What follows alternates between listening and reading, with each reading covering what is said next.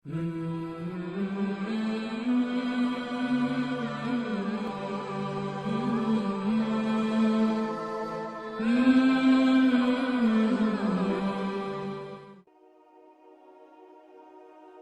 کا نام اخنوخ ہے۔ آپ حضرت نوح علیہ السلام کے والد کے دادا ہیں۔ حضرت آدم علیہ السلام کے بعد آپ ہی پہلے رسول ہیں۔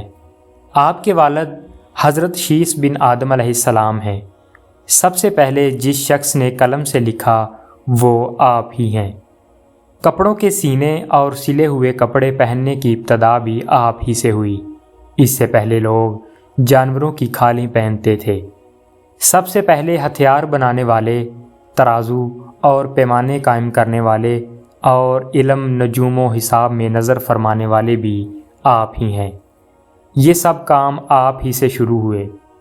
اللہ تعالیٰ نے آپ پر 30 صحیفے نازل فرمائے اور آپ اللہ تعالیٰ کی کتابوں کا بکثرت درس دیا کرتے تھے، اس لیے آپ کا لقب ادریس ہو گیا۔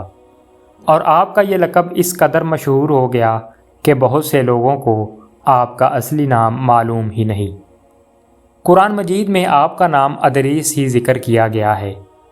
معزز سامعین، آپ کو اللہ تعالیٰ نے آسمان پر اٹھا لیا۔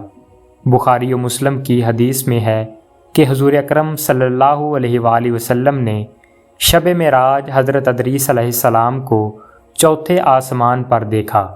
حضرت کعب احبار رضی اللہ تعالی عنہ وغیرہ سے مروی ہے کہ حضرت ادریس علیہ السلام نے ملک الموت سے فرمایا کہ موت کا مزہ چکھنا چاہتا ہوں، کیسا ہوتا ہے؟ تم میری روح قبض کر کے دکھاؤ۔ ملک الموت نے اس حکم کی تعمیل کی اور روح قبض کر کے اسی وقت آپ کی طرف لوٹا دی۔ آپ زندہ ہو گئے۔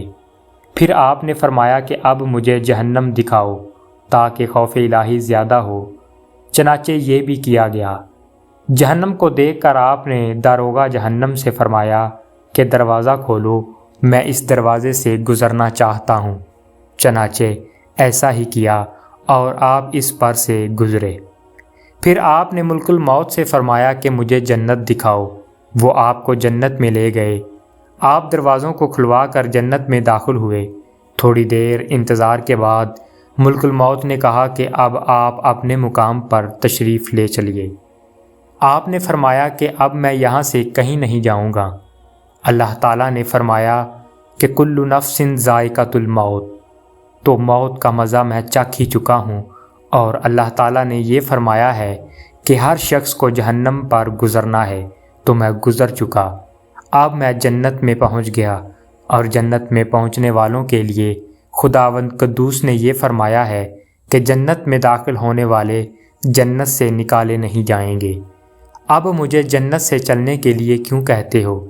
اللہ تعالیٰ نے ملک الموت کو وحی بھیجی کہ حضرت ادریس علیہ السلام نے جو کچھ کیا میرے اذن سے کیا، اور وہ میرے ہی اذن سے جنت میں داخل ہوئے، لہٰذا تم انہیں چھوڑ دو، وہ جنت ہی میں رہیں گے۔ چنانچہ حضرت ادریس علیہ السلام آسمانوں کے اوپر جنت میں ہیں اور زندہ ہیں۔ معزز سامعین، حضرت ادریس علیہ السلام کے آسمانوں پر اٹھائے جانے اور ان کو ملنے والی نعمتوں کا مختصر اور اجمالی تذکرہ قرآن مجید کی سورہ مریم میں ہے، جس کا ترجمہ کچھ یوں ہے: اور کتاب میں ادریس کو یاد کرو، بے شک وہ صدیق تھا، غیب کی خبریں دیتا، اور ہم نے اسے بلند مقام پر اٹھا لیا۔ یہ ہیں جن پر اللہ نے احسان کیا، غیب کی خبریں بتانے والوں میں سے آدم کی اولاد سے۔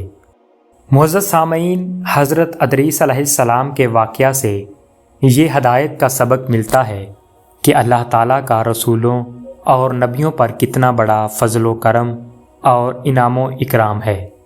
اس لیے ہر مسلمان کے لیے واجب الایمان اور لازم العمل ہے کہ خداوند قدوس کے رسولوں اور نبیوں کی تعظیم و تکریم اور ان کا ادب و احترام رکھے، اور ان کے ذکر جمیل سے خیر و برکت حاصل کرتا رہے۔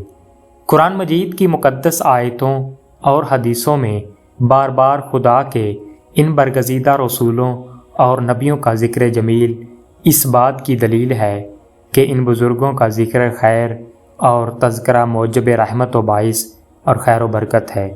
اللہ پاک آپ کو اور ہمیں نیک اعمال کرنے کی توفیق عطا فرمائے۔ وما علینا الا البلاغ المبین۔ شکریہ۔